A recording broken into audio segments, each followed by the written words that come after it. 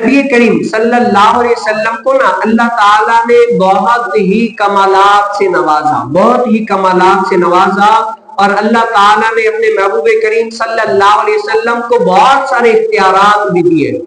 بہت سارے اختیارات بھی دیے۔ روایتوں میں آتا ہے کہ نبی کریم صلی اللہ علیہ وسلم نے ایک دفعہ نماز پڑھ رہے تھے،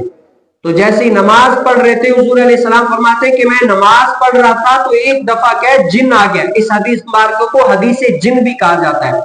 کیا ہے نماز پڑھ رہا تھا تو میری نماز میں خلل ڈالنے کے لیے جن آ گیا کہ میں حضور علیہ السلام کو نماز میں کیا ہے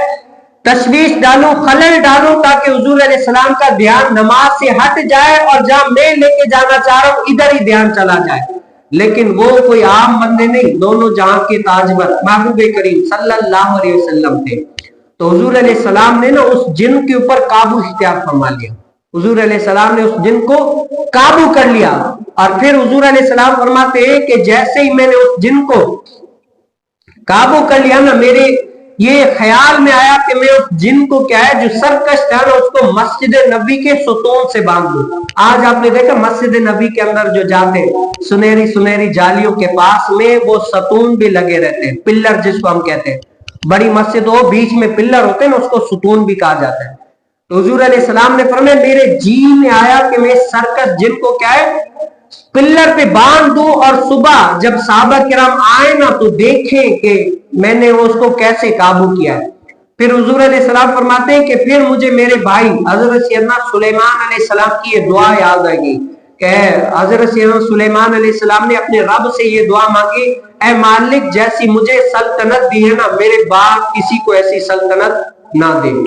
تو میں نے اپنے بھائی کی یہ دعا کو مد نظر رکھتے ہوئے اس کو کیا باندھا نہیں جانے دے دیا۔ اگر مجھے اپنے بھائی کی دعا یعنی ادب انبیاء کا تقاضا نہ ہوتا تو میں اس کو باندھ کر رکھ دیتا۔ اب اس سے محدثین فرماتے ہیں کہ حضور علیہ السلام کو بھی اختیار تھا، لیکن حضور علیہ السلام نے حضرت سیدنا سلیمان علیہ السلام کی دعا کی وجہ سے اس کو باندھا نہیں۔ اور اب یہ سن لے کہ حضرت سیدنا سلیمان علیہ السلام کی آپ کو پتہ ہے نا حکومت ہواؤں پر بھی تھی، پرندوں پر بھی تھی، چرندوں پر بھی تھی، اور جنات پر بھی تھی، الغرض سب پر حکومت تھی۔ اب حضور علیہ السلام اگر جنات کو باندھ لیتے اور صحابہ کو دکھاتے تو حضرت سیدنا سلیمان علیہ السلام نے دعا کی تھی کہ اے مالک میرے بعد کسی کو نہیں دینا۔ ایک چیز ہوتی ہے اختیاری، کیا ہوتی ہے